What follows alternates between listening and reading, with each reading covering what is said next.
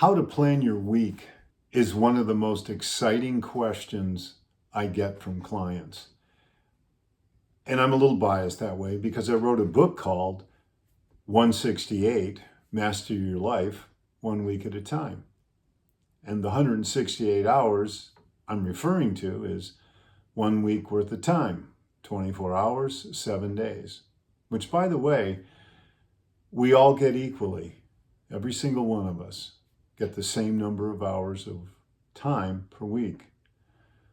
So how do you plan your week? It's like a funnel. You have 168 hours a week, but what are you doing in them and with them? And the biggest question is why?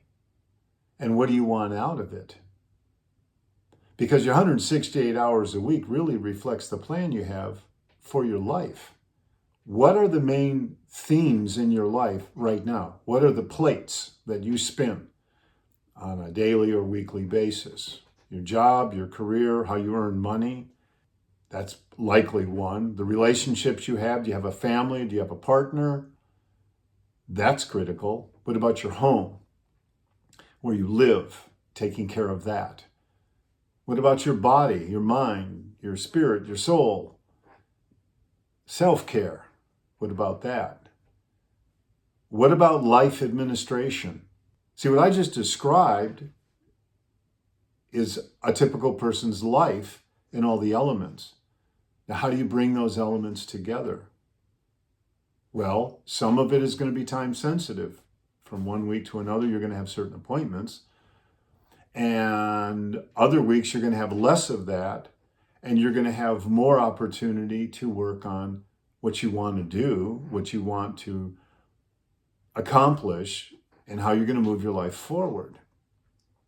So let's look at that a little bit. How do you merge all these pieces together? So I think it helps to have a list of now, later, and way later activities. So you have a few activities on the now list. These are important things to you. You want to get them done. Then you have things on the later list, and you'll get to them as you get things on the now list accomplished. So you accomplish things on the now list, then the later list moves a few items to the now list. Then you have the way later list.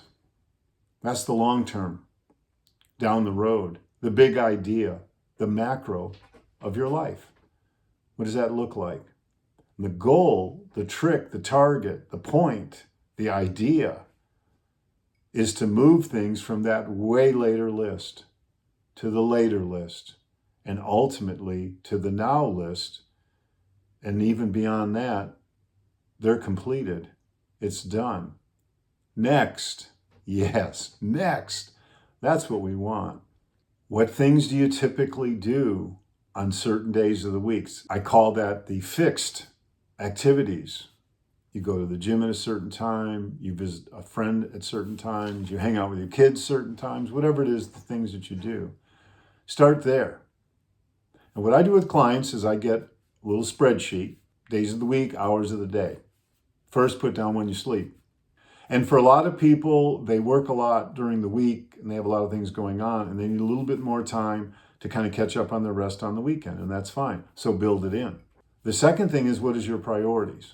So I'm working with somebody right now who's starting a new career. And what we're doing is we're breaking down the elements of the pursuits of that career into daily activities. And it seems for many that working 1 to 3 hours, really focused, or what we like to call here at Vitalogy, chop, chop, is the most effective, because there's a law, I believe it's called Parkinson's law, that says the time will expand to fit the amount of work that needs to be done. And I think there's a lot of truth in that. And if we break our day down into 1 and 2 hour blocks of time, we can get very focused in on those blocks of time, knowing that we're only going to be doing it for that long, and then that's it. We give it our best. And we move on to the next thing. So with this person, their career, they have 3 kind of primary elements, and we identify what element is the most important, so that gets the most use of their time. on a daily basis, and what is secondary, and what is even tertiary to it. So take a look at your day, take a look at your week, and say, what's important for me to get done? What deadlines are being imposed upon me? Like if it's around April 15th as you're listening to this, well, you got taxes coming up unless you've taken care of them. So what I suggest clients do is they have a monthly administrative chart. I have one. It lists the months of the year, and it keeps me apprised in a given month what's coming up. Car insurance is coming up. Car registration is coming up. Property taxes on the house are coming up. Doctor's appointments, all of that stuff, it's noted. And so I don't get surprised, because I don't want surprises, not those kinds of surprises. So if you have a monthly calendar that lays out in the course of a year, what do you got to deal with? What's coming up in your life regularly? Take care of it. Have it right there. You only got to look at it once in the whole month. So you've got that month. Now you break it down to the week and down to the day of the week. And what is most important, again, for you to want to get accomplished? What is the momentum that you seek? And so you need a fully laid out 168 to plan out and grow your life.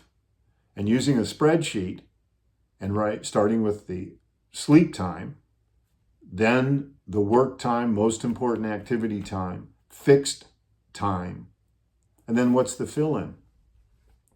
And one of the most important fill-ins is randomity, is to just be in life. It's wonderful to be structured. I am way more structured than I have ever been in my life, because I realize there's certain things that I want to accomplish, and I only get 168 hours a week to do it.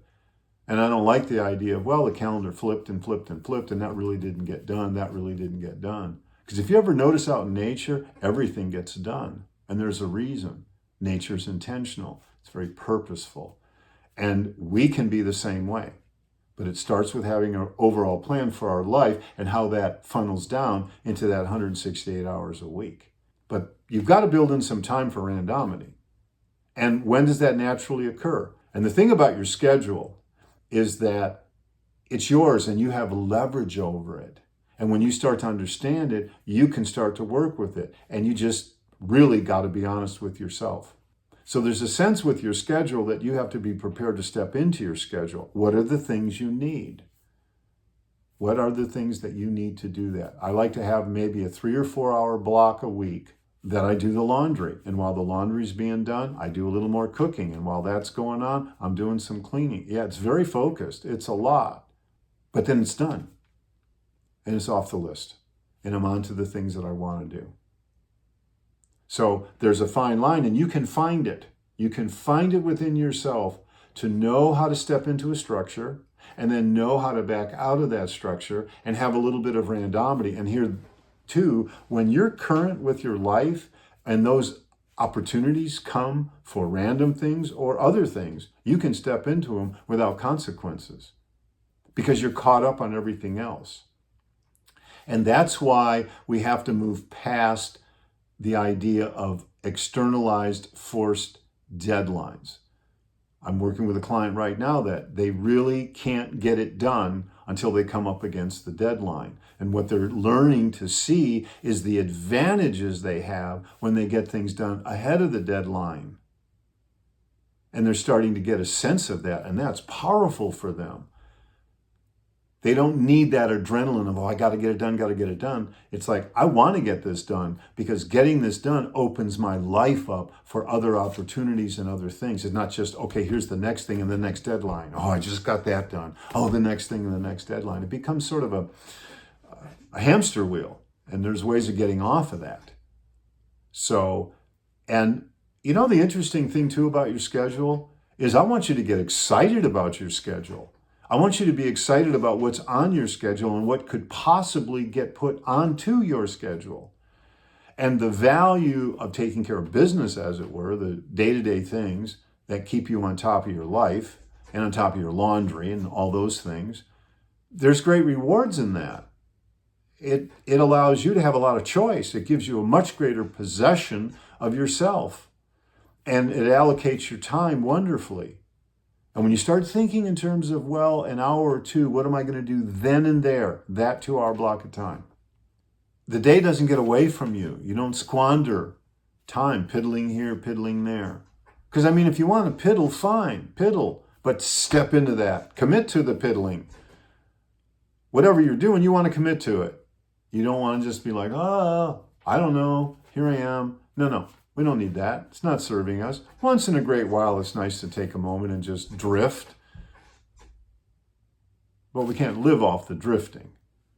One of my typical days might include a couple of hours spending on client calls, a couple of hours working in the garden. I grow food, and there's always stuff to do there. But I can get a lot more done if I just say 2 hours and let's hit it. And then when we're done, we're done. And I always leave the garden ready to pick right back up with the next thing. I finish the cycle with my clients, always ready to pick up the next thing. That's the importance of transitions. And you need to build those transitions into your schedule to get more out of your schedule. How can I leave this task, this project, in such a way that I can pick right back up on it?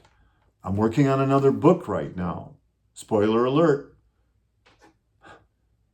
This one's about the body, because I like the mind and I like the body, and they both work together.